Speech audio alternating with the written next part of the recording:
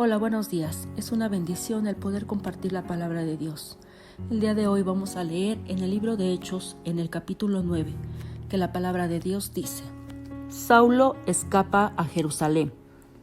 Pasados muchos días, los judíos resolvieron en consejo matarle, pero sus acechanzas llegaron a conocimiento de Saulo, y ellos guardaban las puertas de día y de noche para matarle. Entonces los discípulos, tomándole de noche, le bajaron por el muro, descolgándole en una canasta.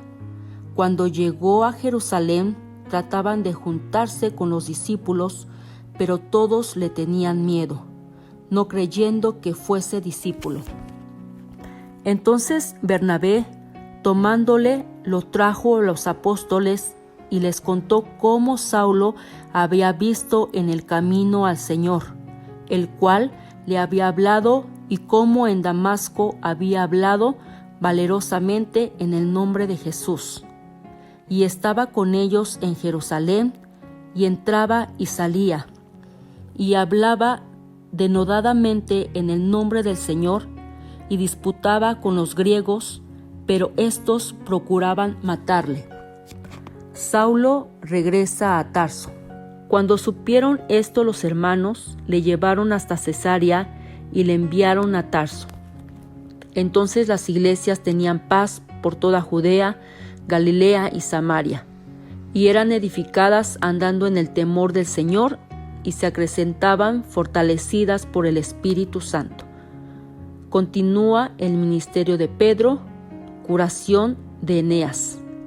Aconteció que Pedro, visitando a todos, vino también a los santos que habitaban en Lida, y halló allí a uno que se llamaba Eneas, que hacía 8 años que estaba en cama, pues era paralítico.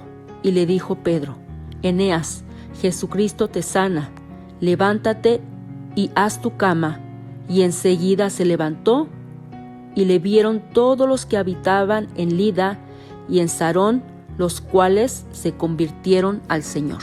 Pedro resucita a Dorcas. Había entonces en Jope una discípula llamada Tabita, que traducido quiere decir Dorcas. Esta abundaba en buenas obras y en limosnas que hacía. Y aconteció que en aquellos días enfermó y murió. Después de lavada la pusieron en una sala, y como Lida estaba cerca de Jope, los discípulos, oyendo que Pedro estaba allí, le enviaron 2 hombres a rogarle: no tardes en venir a nosotros.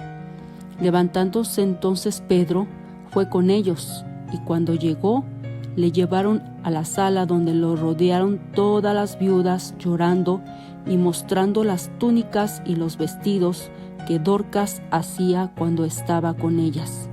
Entonces, sacando a todos, Pedro se puso de rodillas y oró, y volviéndose al cuerpo, dijo: Tabita, levántate. Y ella abrió los ojos, y al ver a Pedro, se incorporó. Y él, dándole la mano, la levantó. Entonces, llamando a los santos y a las viudas, la presentó viva. Esto fue notorio en todo Jope, y muchos creyeron en el Señor. Y aconteció que se quedó muchos días en Jope, en casa de un cierto Simón, curtidor. Vemos que había cierta desconfianza entre los mismos discípulos, porque Saulo no tenía una buena reputación, y todos desconfiaban si era verdad que había existido un cambio tan radical en la vida de Saulo. Pero Bernabé tuvo que confirmar ante los apóstoles lo que Saulo había vivido y el cambio que había experimentado. Vemos que perseguían a Saulo para matarlo, pero nada lo detuvo, porque él seguía predicando la palabra del Señor. Dios usó en gran manera la vida de Saulo. Cuando él oró por Tabita, y Tabita resucitó. Podemos ver en la palabra de Dios que Dios cumple su promesa. Cuando nosotros creemos en el Señor, Él nos respalda en todo lo que nosotros hagamos. Pero es necesario que vivamos una vida recta delante de Dios, y Dios estará con nosotros siempre. Que el Señor les bendiga.